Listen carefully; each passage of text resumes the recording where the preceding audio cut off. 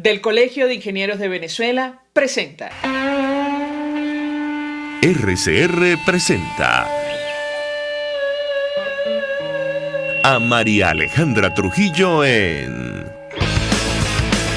Palabras más, palabras menos. Palabras más, palabras menos.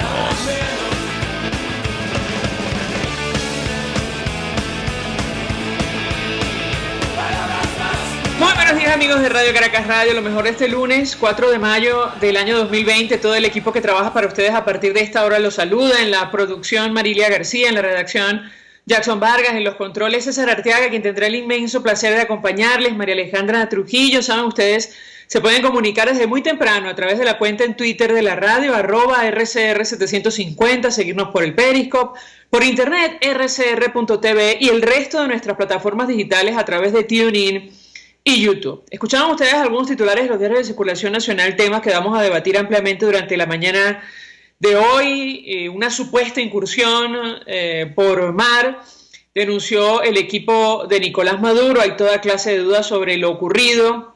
El ministro de la Defensa de Maduro, Vladimir Padrino López, aseguró que el grupo habría sido entrenado en Colombia. 8 personas fueron asesinadas durante la acción en La Guaira. Los hechos ocurrieron a 24 horas de la masacre del centro penitenciario de Los Llanos, en el estado portuguesa, que dejó como saldo más de 40 víctimas mortales y más de 70 heridos. Y la comunidad internacional, una vez más, ha encendido sus alarmas con relación a Venezuela, pidiendo información y, sobre todo, conocer los responsables de esta situación. Por ejemplo, la oficina de la Alta Comisionada de Derechos Humanos decía: estamos profundamente preocupados por los hechos violentos en la prisión de Guanare, en los que 48 detenidos habrían resultado muertos y 75 heridos. Incluyendo autoridades del centro, llamamos al gobierno a investigar, resolver el hacinamiento y garantizar derechos básicos. No puede decir la comunidad internacional que no está al tanto de lo que está ocurriendo en nuestro país. Erika Guevara, de Amnistía Internacional, decía: ante la muerte de 46 privados de libertad y 70 heridos en la cárcel de Guanare, aquellos responsables de esta atrocidad deben rendir cuentas frente a la justicia. Estos crímenes no pueden quedar en impunidad en Venezuela. El secretario general de la OEA, Luis Almagro, decía: 46 personas muertas en un motín de presos hambrientos en la cárcel de Guanare, en el estado portugués en Venezuela, otra inaceptable forma de tortura de la dictadura en Venezuela. Bueno, parte de las reacciones internacionales sobre este hecho, no se han dado mayores detalles sobre la situación. Insistimos, hay toda clase de dudas y habrá que ver si surge alguna información que nos permita saber exactamente las dimensiones de lo ocurrido allí. En Petare, escuchaban ustedes, por quinto día consecutivo vivieron enfrentamientos aparentemente entre bandas, y esto mantiene, como es natural, preocupados a los vecinos del sector, pero también a los vecinos del Marqués, La Urbina, California Norte, Sur, donde se escuchan fuertes detonaciones. De esto no dice nada la autoridad o el equipo, al menos, de Nicolás Maduro. En tanto, el presidente interino Juan Guaidó calificó como una olla los hechos ocurridos en Macuto, advirtiendo que el equipo de Maduro intenta desviar la atención. La Cancillería de Colombia, en nombre del gobierno nacional, rechazó las afirmaciones y leo textualmente el comunicado del régimen dictatorial de Nicolás Maduro, que aseguran o tratan de acusan al país vecino de supuestos hechos de desestabilización, mientras un ex boina verde, Jordan Goudreau, seguramente habrán visto ustedes su declaración, mostró en un programa de internet un supuesto documento firmado por el gobierno interino, y habrá que ver en qué termina todo eso. Nuestro país, donde pasa de todo, como dicen algunos, pero no pasa nada.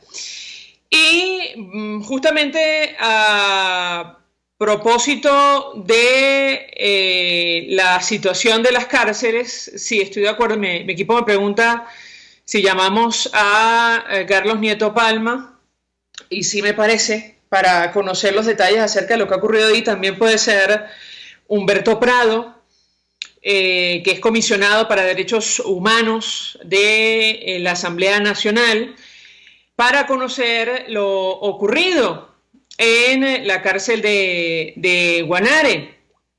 Aquí les estoy enviando los contactos. También puede ser la diputada María Beatriz. Ya les voy a pasar el contacto a mi equipo. María Beatriz Martínez, ella ofrecía declaraciones el fin de semana sobre esta situación, este hecho oscuro, del cual piden detalles en la comunidad internacional. Y yo les voy a leer justamente lo que decía Amnistía sobre estos hechos, porque, insistimos, se nos ofrece este tema, esta versión de una supuesta incursión que se intentó por La Guaira, tomando en consideración el manejo que hace de la información el equipo de Nicolás Maduro y la táctica de desinformación, y sobre este hecho atroz, como lo calificó la directora de Amnistía para América Latina, no se ofrecen mayores detalles más allá de lamentar, bueno, la muerte de más de 40 personas, y se habla ya directamente de una masacre. Fíjense que Amnistía dice: masacre en centro de detención en Guanare no debe quedar impune. No, para la organización no queda lugar a dudas. Dice, y cito lo siguiente: no es la primera vez que vemos terribles violaciones contra la vida de las personas presas en Venezuela. Las grotescas imágenes de lo ocurrido que ahora corren el mundo deben servir de recordatorio de que todas las personas responsables de estas atrocidades deben rendir cuentas frente a la justicia. La respuesta letal de las autoridades debe ser investigada y analizada a profundidad para que estos crímenes internacionales no queden impunes.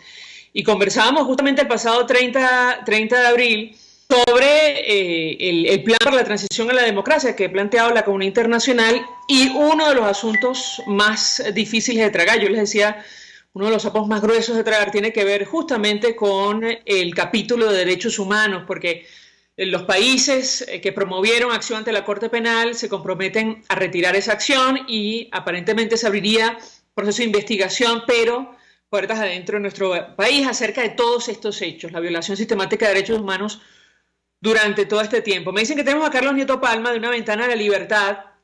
1.000.000 de gracias por atendernos. Muy buenos días. Hola, María Alejandra, buenos días, gracias por la invitación.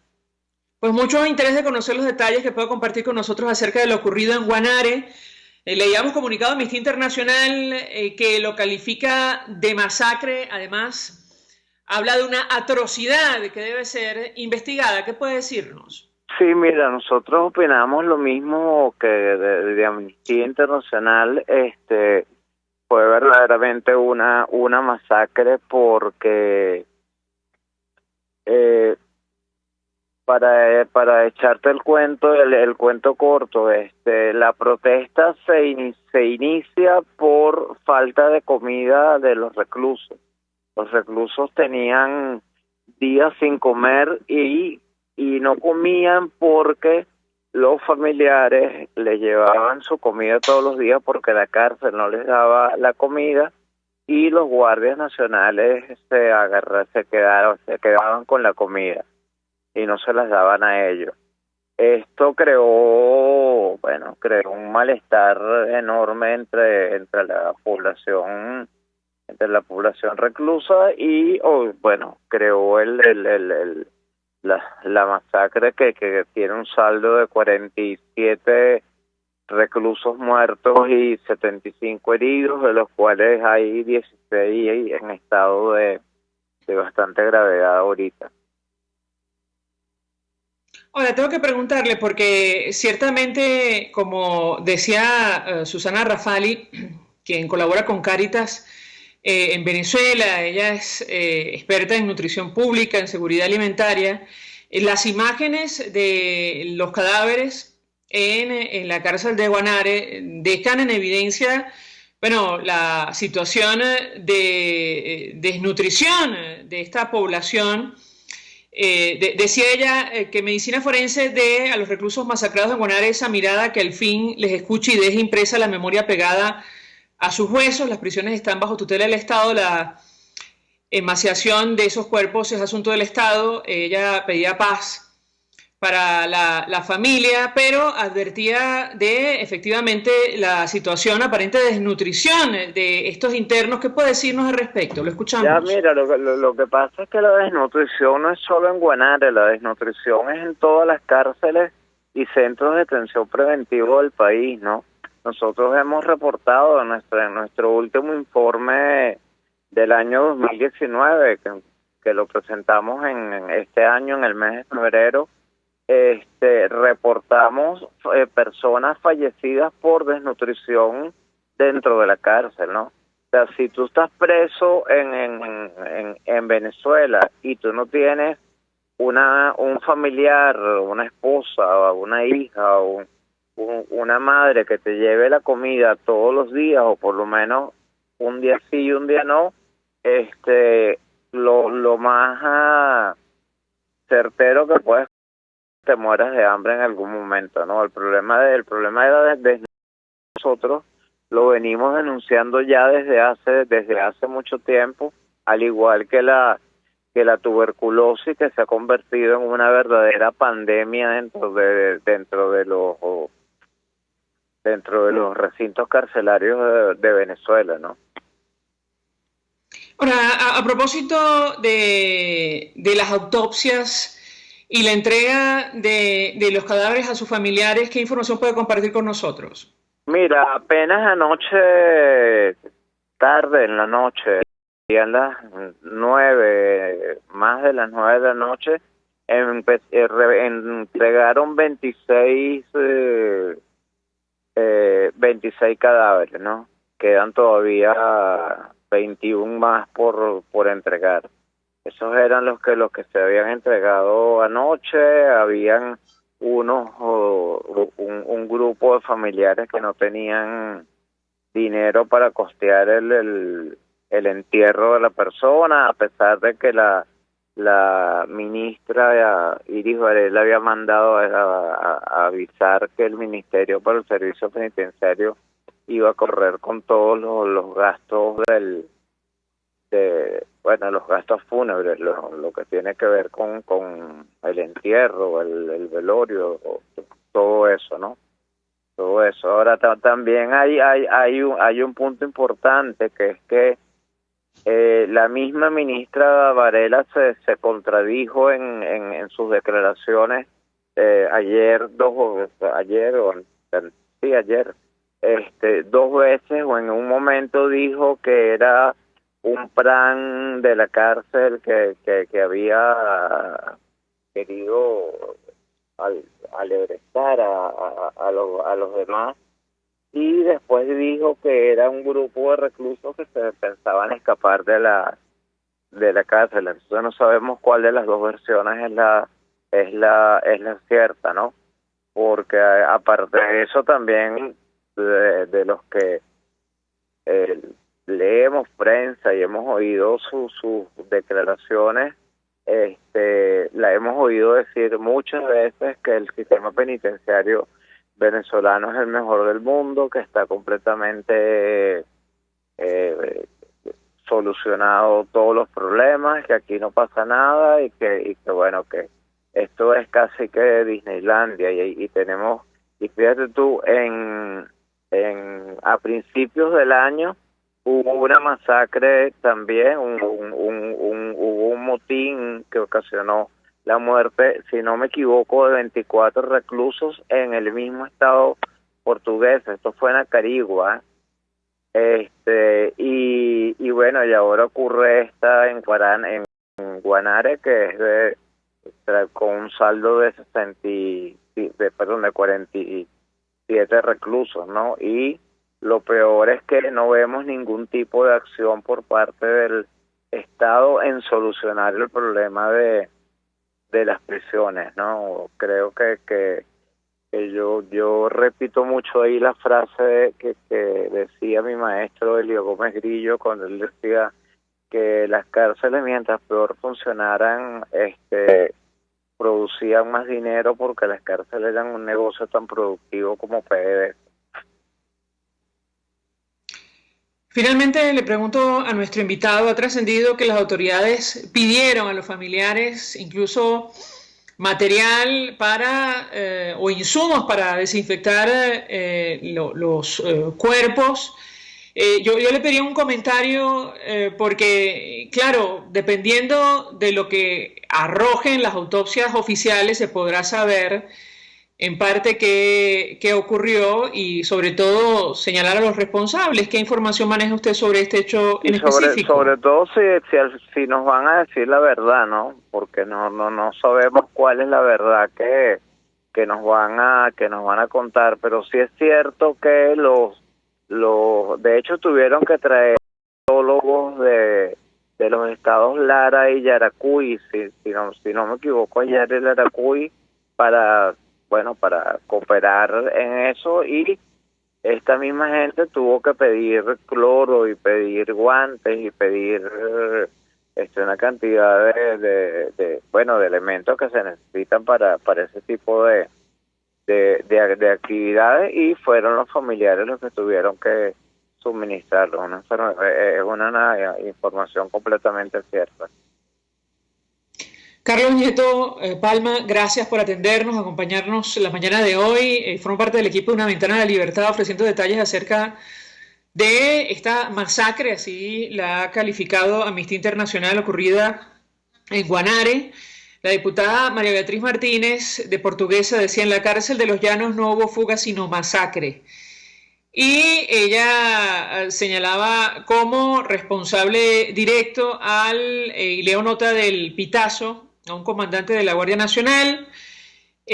Lo acusó de autorizar la entrada de funcionarios militares armados al recinto penitenciario, y efectivamente, aunque la versión oficial fuera cierta, y esto habrá que ver si es así, de un supuesto intento de fuga no justifica lo ocurrido. Casi 50 muertos producto de esta acción, más víctimas que por COVID-19 hasta ahora, según cifras oficiales en nuestro país. Vamos a la pausa, regreso, venimos con más. Usted escucha Palabras Más, Palabras Menos en RCR 750 AM. Puedes seguirnos en nuestras redes sociales. En Twitter, @RCR750, la radio que se ve. Mensaje del ingeniero Kenick Navarro, presidente del FONPRES CIB. Apreciado colega ingeniero, arquitecto y afín, el Fondo de Previsión Social del Colegio de Ingenieros de Venezuela, FONPRES CIB, diseñó para la protección de tu salud el Sistema Integral de Previsión Social. El mismo tiene a tu disposición beneficios de la solvencia, asistencia primaria de salud, el plan de salud con coberturas de acceso VIP, todos estos planes pensando en la protección de tu familia. Para mayor información visita fonprescibe.net.be. Colegio de Ingenieros de Venezuela, construyendo futuro.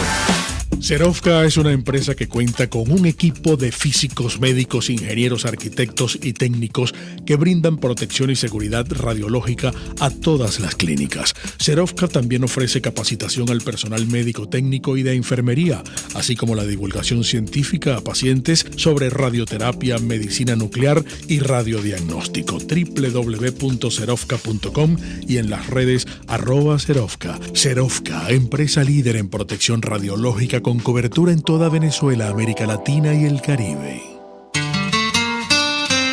RCR 750 AM, porque lo bueno une.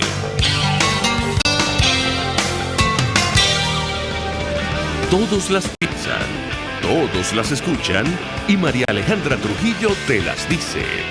Palabras más, palabras menos. Continuamos, amigos. Palabras más, palabras menos. Decíamos al inicio aquella frase que hemos escuchado tan manida de nuestro país: una nación donde pasa de todo y no pasa nada. Y lo cierto es que la crisis económica y social avanza. En Venezuela, agravada producto de la crisis sanitaria y la cuarentena de nuestro país, hasta la semana pasada, y faltando poco para el Día del Trabajador, el 1 de mayo, hablábamos con nuestros oyentes acerca del salario mínimo, menos de $2 mensuales. El Banco Mundial califica de pobreza extrema la situación de los ciudadanos que ganan más de $1, casi $2 diarios.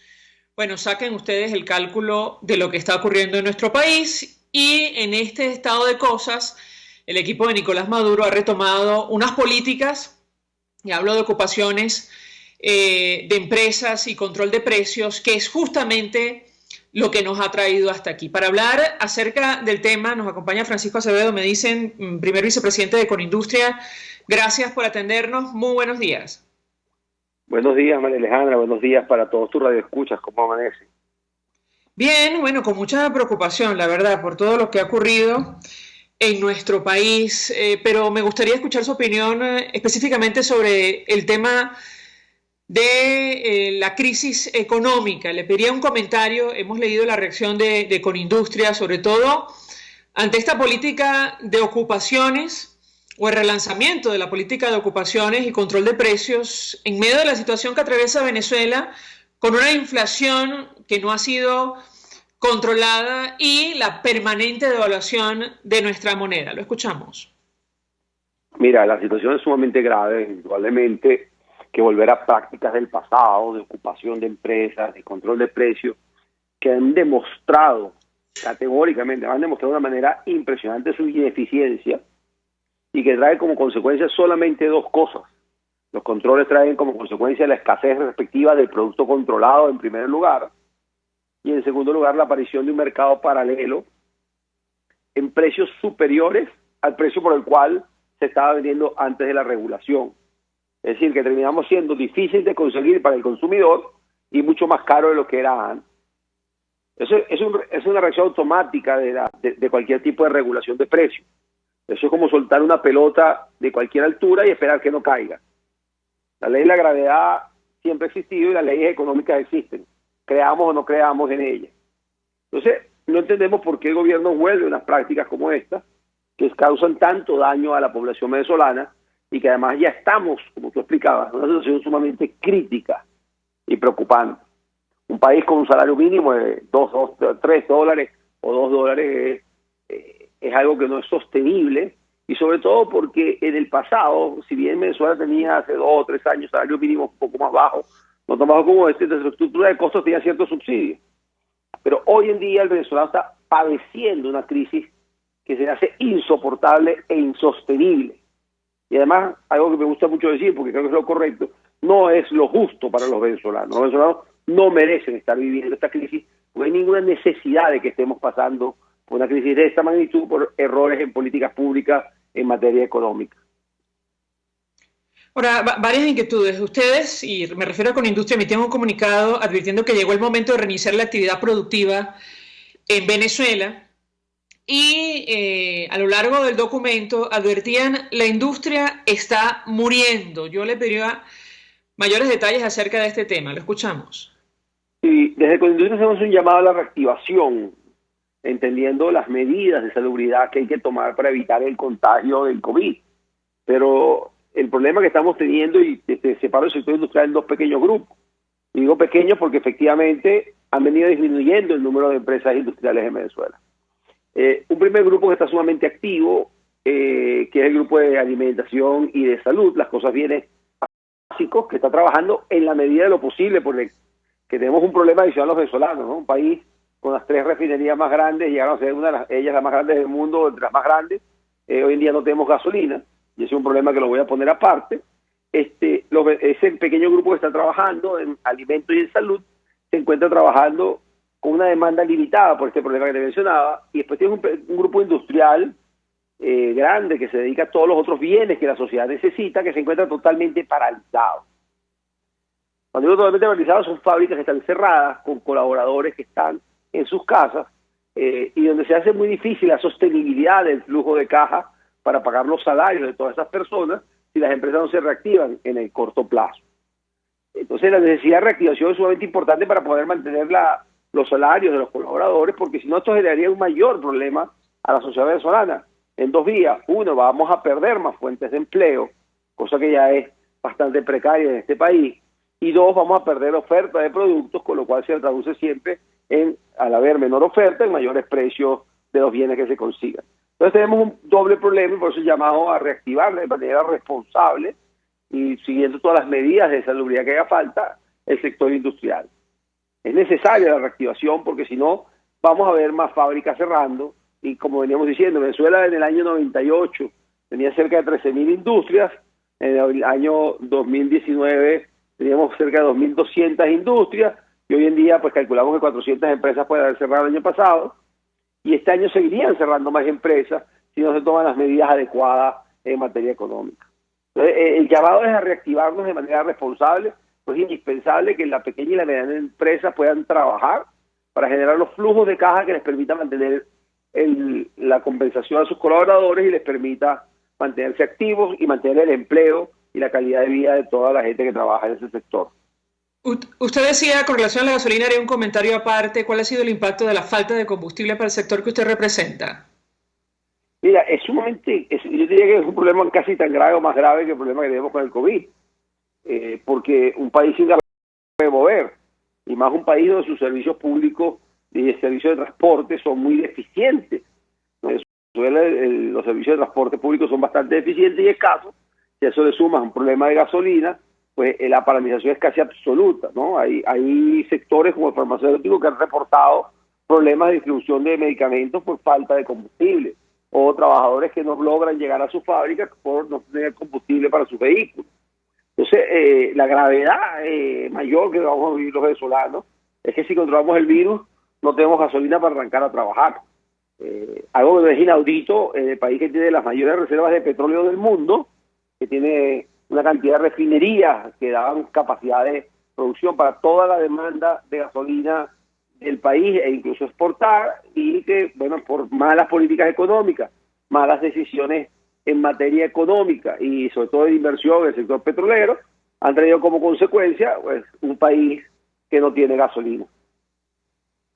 Ustedes dicen en el comunicado que el sector manufacturero venezolano está preparado para reiniciar operaciones de forma ordenada, programada y paulatinamente. Yo le pedí un comentario porque la discusión en otros países es justamente las medidas de seguridad en el marco de esta pandemia que permitan el reinicio de actividades productivas. ¿Qué puede decirnos sobre este tema? Lo escuchamos. Mira, el virus del COVID-19 ya va para su sexto mes de su aparición en noviembre en China, ¿no? Y ahí digamos que hay mucha más información de la que teníamos hace 3 meses.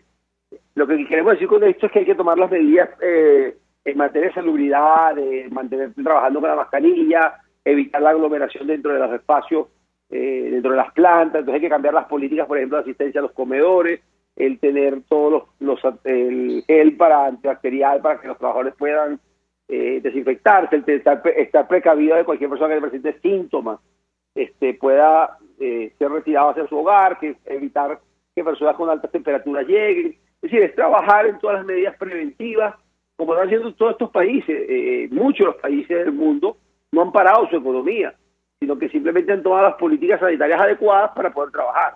Esto indudablemente tiene que ir acompañado de las políticas públicas en materia de salubridad y el suministro de pruebas para poder detectar a tiempo las personas que puedan estar contaminadas. Pero indudablemente que hay manera de hacerlo. Muchísimos países del mundo lo están haciendo y de manera exitosa. Tradicionalmente a eso, todos estos países han tomado medidas de apoyo al sector industrial, cosa que en Venezuela tampoco hemos visto medidas en ese sentido por parte del gobierno. Ahora, ¿qué impacto ha tenido la ocupación de empresas dedicadas a la distribución de alimentos en nuestro país durante las últimas horas, según la información que usted maneja? Y sobre todo, digamos, para aquellos que todavía se mantienen trabajando en Venezuela, la expectativa del reinicio de actividades productivas. Lo escuchamos. Mira, el impacto todavía no lo estamos viendo, es una medida muy reciente. Sí vimos un primer impacto de pánico en la sociedad, que salió ese mismo fin de semana a comprar nuevamente harina pan, por ejemplo, de alimentos polares en pacas, algo que no se veía desde la época de los bachajeros. Y vimos cómo se vaciaron rápidamente los mercados por el miedo, por el pánico que genera esto en la sociedad. El consumidor ve el día de mañana no poder conseguir nuevamente el producto. Ahora, a mediano plazo, cuando iremos viendo las consecuencias de esto, pero sobre todo hay un impacto que no es directo, sino que es un impacto indirecto. Yo creo que es lo más importante en todo esto. Porque cuando yo regulo una empresa, no solamente estoy impactando a la empresa que estoy regulando o que estoy ocupando, estoy impactando a todas las empresas que empiezan a pensar que también pueden ser víctimas de esas actividades, que pueden ser víctimas de esas políticas, y por ende disminuyen sus inversiones como protección natural hacia el riesgo. Entonces el impacto directo en las empresas que yo ocupo, pero indirecto en todas aquellas empresas que se sienten que pueden ser víctimas de esas medidas. Entonces todo esto lo que hace es generar más desconfianza, y la confianza es una de las variables más importantes en la economía.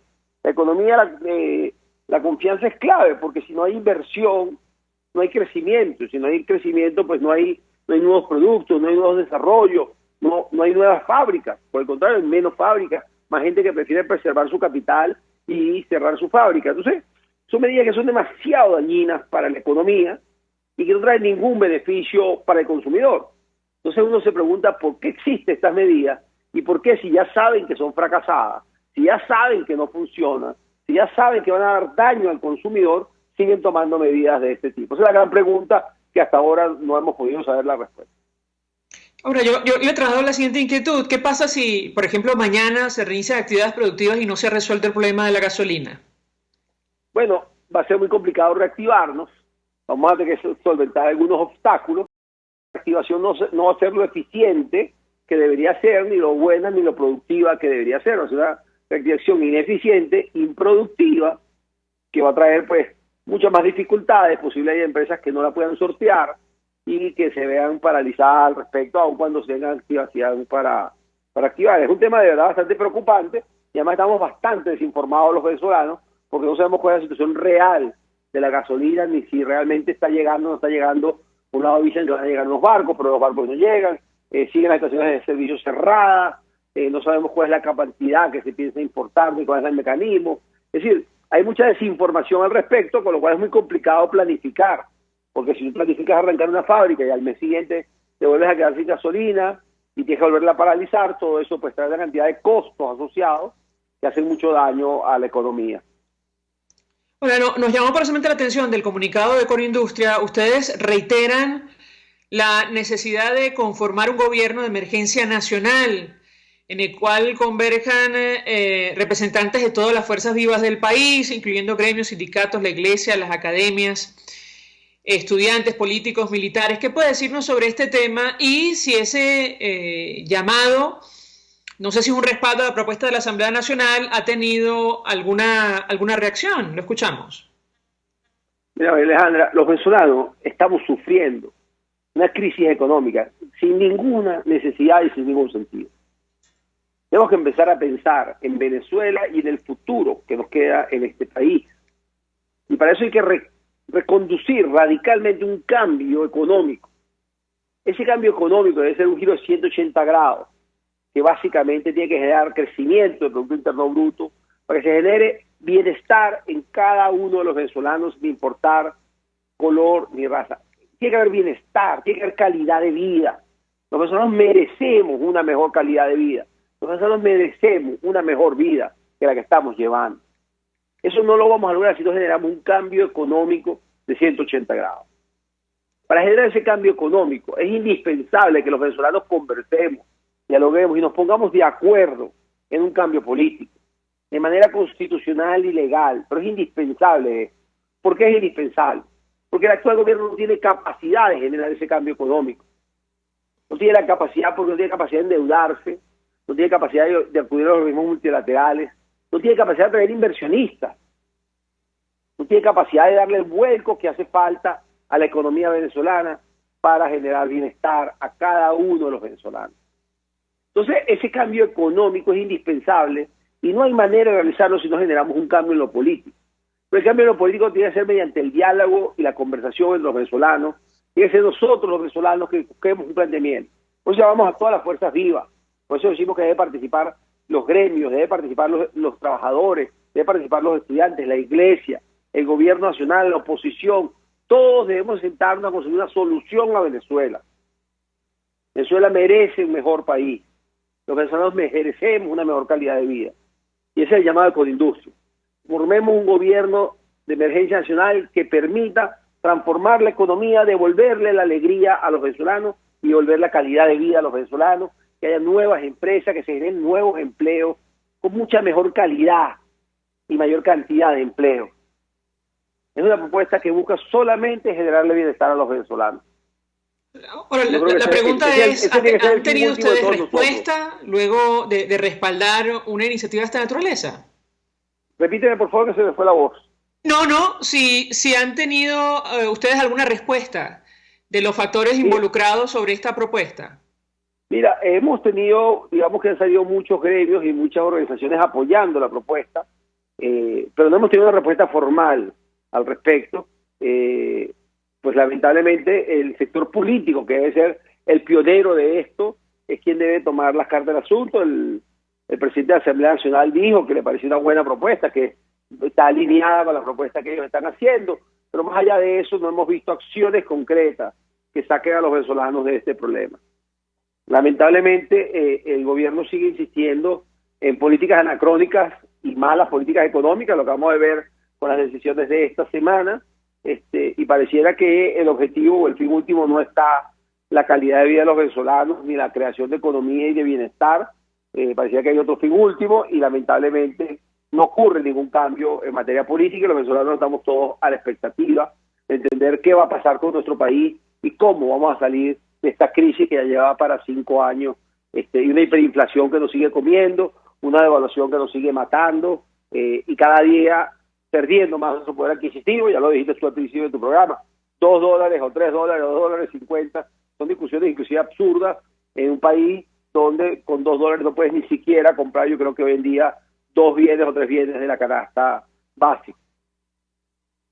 O ni siquiera uno de los productos recientemente regulados. Antes de hacer la pausa para ir a publicidad, yo le preguntaría, ¿ustedes han medido el impacto de la cuarentena en los sectores que ustedes representan? Y se lo pregunto porque en materia de desnutrición, organizaciones como Fundación Bengoa, incluso Cáritas, habla de un crecimiento de la pobreza en algunos estratos de hasta 5% durante la cuarentena. En el caso de la industria, ¿ustedes han hecho alguna medición o no todavía? Mira, lo que tenemos la información de los economistas asesores de Ecoindustria, que hablan de caída del Producto Interno Bruto como consecuencia de esta pandemia, de entre un 15 y un 20% del Producto Interno Bruto. Eso nos coloca, si venimos cayendo ya un 70%, y normalmente esta caída es sobre el PIB anterior, ya nos coloca en una situación bastante crítica. Y nuestra preocupación es la cantidad de empresas que es difícil proyectar, pero que puede ser un número bastante elevado para el número de empresas que son hoy en día, pues estamos hablando de 800 empresas que puedan cerrar debido a que no tengan la capacidad económica de aguantar esta crisis y la falta de ayuda por parte del gobierno al sector industrial. Eso es algo que también hemos visto en todos los países que están sufriendo esta crisis, donde los gobiernos han tomado medidas de apoyo al sector industrial y a su ciudadanía. Este gobierno solamente tomó una medida teóricamente que pareciera, y por información de nuestros afiliados no ha sido ejecutada, que fue el famoso subsidio del salario a la pequeña y mediana empresa, pero eso no es suficiente, eso está lejos. Un país que es indispensable, y esto te lo comento porque yo creo que es clave para darle la vuelta a la economía que te mencionaba antes. Un país sin endeudamiento, sin capacidad de endeudarse, un sector industrial que no tenga capacidad de endeudarse, es imposible sacarlo a flote después de esta crisis. Nuestro sector bancario, para que tengamos una idea, es del tamaño de una agencia bancaria en un país normal.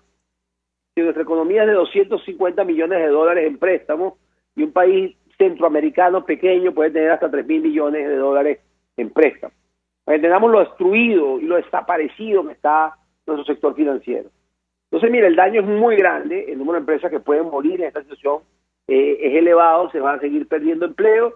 Yo creo que es indispensable que entendamos los venezolanos la necesidad de generar un cambio económico de 180 grados y que entendamos que ese cambio económico no lo vamos a lograr si no logramos un acuerdo nacional que nos permita un cambio en lo político. Yo veo muy complicado que logremos levantar a Venezuela si no hacemos esos cambios y si no nos entendemos entre nosotros y ponemos el país por delante y a los venezolanos por delante.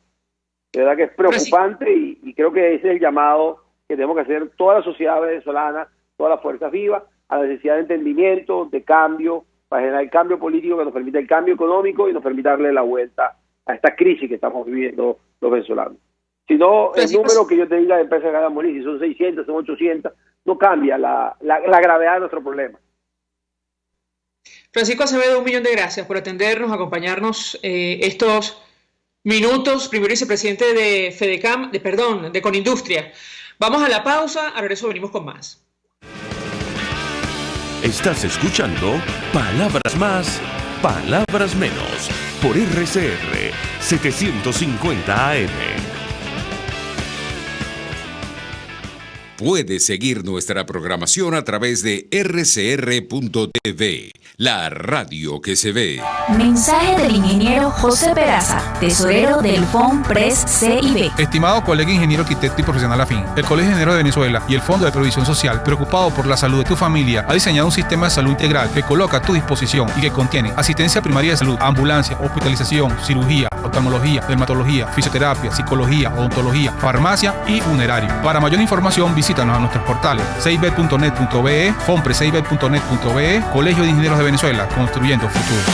¿Te imaginas unos deliciosos y súper cremosos helados libres de azúcar, libres de lácteos, libres de huevos, libres de gluten, libres de pulpas? Te lo tengo. Heladería Vegan Fruit lo hizo posible y aptos para todo tipo de personas. Los heladitos Vegan Fruit los encuentras en los mejores supermercados y tiendas de delicateces. Síguelos en las redes. @heladería Vegan Fruit. Amor vegano y cremoso. RCR 750 AM, porque lo bueno une. Ellos sí que no saben nada. Y así nos va.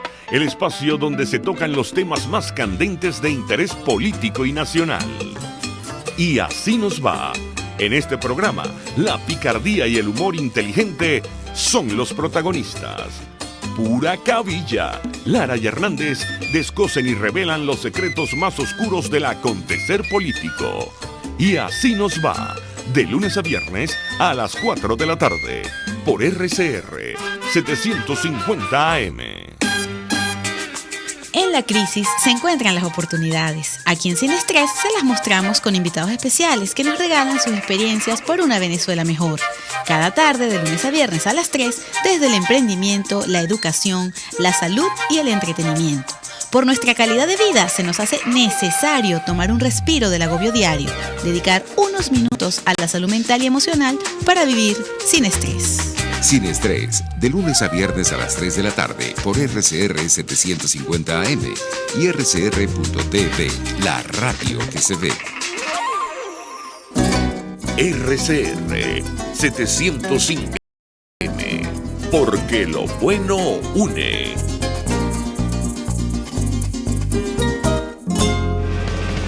Información, opinión, contraste. María Alejandra Trujillo está en Palabras Más, Palabras Menos.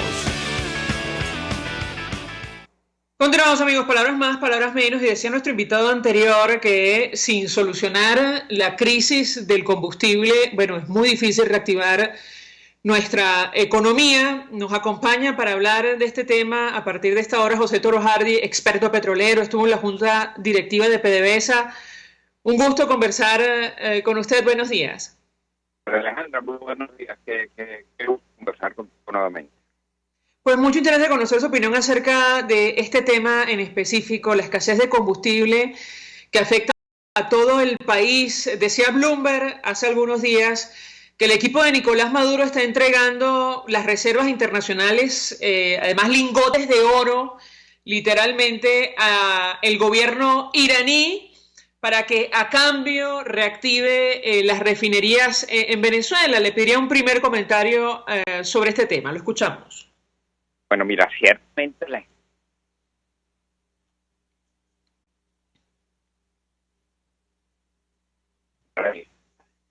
es el resultado de que intentaron reactivar la refinería del Palito, lo lograron. Es el resultado de que Rosneft se fue de Venezuela y ella coordinado el petróleo que exportábamos al mundo y también la gasolina que importábamos. Se decía que estábamos entregando a Rosneft. Sí, me dicen, José Toro Hardy, perdón, vamos a tomar la llamada internamente a ver si podemos mejorar el audio. Nos interesa muchísimo lo que tiene que decir nuestro invitado en torno a este tema. Podemos llamar por otra línea, le comento a mi equipo, o pedirle en su defecto un teléfono fijo. Ya me comentarán cuál de las opciones, pero en todo caso él se refería a la reactivación de las refinerías en nuestro país. Parece mentira lo que está ocurriendo hoy día, pero es así, o al menos lo que ha trascendido a medios de comunicación como Bloomberg. Estaría el equipo de Nicolás Maduro entregando lingotes de oro de nuestras reservas internacionales que pertenecen a todos los venezolanos al gobierno iraní. Ellos, no personal venezolano, reactiven las refinerías en Venezuela y con ello tener acceso a algo de combustible, algo de gasolina. La información que se publicó hace algunos días, concretamente el 30 de abril, dice que se habían entregado, y cito a Bloomberg, algo así como 9 toneladas de oro, una cantidad equivalente a $500 millones a Teherán en pago por asistencia para tener acceso a gasolina y poner a funcionar las refinerías. Yo le pedí un comentario a José Toro Hardy porque son situaciones francamente increíbles las que nos toca analizar hoy día en un país como Venezuela, con la industria petrolera que llegamos a tener. Ahora mismo tiene que hacer uso, y no sé incluso si esto es legal, pero uso de las reservas internacionales para que un país como Irán trate de reactivar nuestras refinerías. ¿Qué puede decirnos? Retomo el tema, María Alejandra. En Venezuela no hay gasolina porque todas nuestras refinerías están paralizadas. No hay gasolina porque intentaron reactivar la refinería del Palito y no lo lograron. No hay gasolina porque Rosneft se fue de Venezuela. Rosneft estaba comprando el 60% del petróleo que importábamos, pero también estaba coordinando buena parte de la gasolina que importábamos. Por cierto, se dice que recibía el petróleo con grandes descuentos y nos vendía la gasolina a sobreprecio. Pero Rosneft se fue y nadie la ha reemplazado. Dejaron de traer gasolina a Venezuela también algunas empresas europeas, como la española Repsol, quizás Eni también, temerosa por las sanciones. Recurre entonces ahora el gobierno a Irán, con la intención de ver si Irán logra reactivar las refinerías de carbón. Irán fue el segundo mayor refinador mundial en una época, no cabe duda de que tiene experiencia en el tema, pero el petróleo iraní es muy diferente al petróleo venezolano. La tecnología que se utiliza en Irán es muy diferente a la tecnología que se utiliza en Venezuela, y particularmente la refinería de Cardón, que fue una refinería muy particular que a finales de los años 90 se hizo una gran inversión en remodelarla, pues adaptarle a las tecnologías más eficientes del mundo. Ahora, ¿pueden los iraníes reactivar Cardón o Amoay, si fuera el caso? Yo no lo sé. Esa es una refinería que lleva 2 años paralizada. Esa es una refinería tecnológicamente muy avanzada, un traje a la medida a las características de los crudos venezolanos. De manera que está por verse si Irán logra reactivarla. Lo que pareciera que no está por verse es que ya se le está pagando con oro, según dice Bloomberg, proveniente de las reservas internacionales, a Irán por adelantar este esfuerzo. El segundo tema delicado con esto es que coloca a Venezuela en una carrera de enfrentamiento aún mayor que ya tiene con los Estados Unidos. Todos conocemos el enfrentamiento que desde la revolución iraní en 1979 entre los Estados Unidos e Irán, el cual se ha agudizado sensiblemente en los últimos años. No sé si es conveniente para Venezuela en las actuales circunstancias. Es algo así como meterle el dedo en el ojo a los Estados Unidos. Ahora, ¿se va a lograr la gasolina con esto? Vamos a ver qué va a pasar.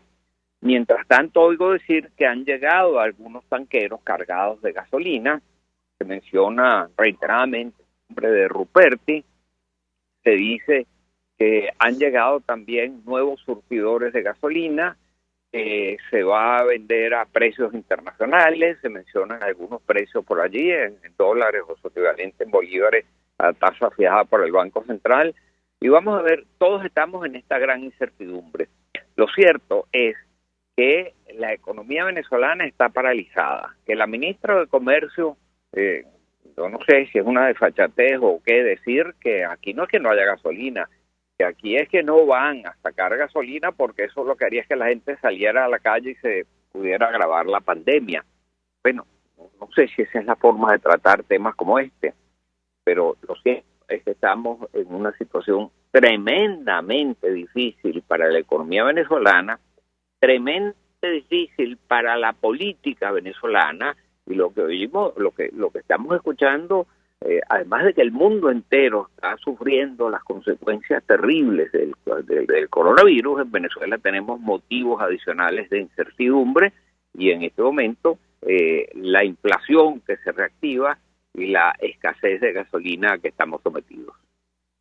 Brevemente yo le pregunto a nuestro invitado, si le pidieran usted asesoría, un consejo, ¿qué hacer ante esta situación? Además, se operara un cambio, evidentemente, si Venezuela estuviera en otras circunstancias y existiera, las instituciones tuvieran algún tipo de legitimidad para tener contacto con la comunidad internacional, ¿qué hacer? Esa es la clave. En este momento todo pasa porque haya un cambio de sistema político, porque mientras tanto no hay ninguna credibilidad en la comunidad internacional, nadie está dispuesto a prestarnos apoyo financiero, nadie está dispuesto a correr los riesgos de venir a negociar con un régimen aislado como es el venezolano. Ahora, de producirse un cambio, inmediatamente empezaría a llegar gasolina por distintas vías a Venezuela, y de ahí en adelante de lo que se trataría es de un fuerte proceso de inversión para reactivar la industria petrolera. Inversión que es inconcebible que se pueda producir en las actuales circunstancias, porque se ha estimado que estamos hablando de cifras de orden de 25 a 30 mil millones de dólares por año entre inversiones y gastos durante los próximos 8 o 10 años para poder volver a lo que producíamos hace 20 años de petróleo. Y eso incluye, por supuesto, la prácticamente reconstrucción de las refinerías. El Estado venezolano está quebrado. El Estado venezolano no está en condiciones de hacerlo. Y si quisiéramos hacer eso, tendría que ser en buena medida en base a inversión privada, y eso es imposible hacerlo sin un proceso de transparencia, sin un proceso de licitaciones, sin un proceso apegado a la ley, sin un proceso en el cual haya confianza, cosa que en este momento brilla por su ausencia. Pudiese existir en este momento algunas inversiones privadas, pero como muchos dicen, son inversiones que podrían realizar algunos enchufados bajo condiciones muy preferenciales para ellos, que no serían ventajosas ni para los venezolanos ni para la nación, pero que en algún grado podrían atenuar la grave escasez que en este momento existe. José Trojardi, como siempre, un gusto conversar con nuestro invitado, experto petrolero. Estuvo en la Junta Directiva de PDVSA, expresando opinión y análisis acerca de este tema, la falta de combustible, el impacto para nuestra economía. Nosotros nos despedimos, lo hacemos a nombre de Jaime Nestares de la Dirección General de la Estación, en la gerencia de producción Willy Charcaya, en la producción Marilia García, en la redacción Jackson Vargas, en los controles César Arteaga, quien tuvo el placer de acompañarles, María Alejandra Trujillo. El Fondo de Previsión Social del Colegio de Ingenieros de Venezuela presentó. RCR presentó Palabras Más, Palabras Menos. RCR 750 AM. Palabras más, palabras menos. Mensaje del ingeniero.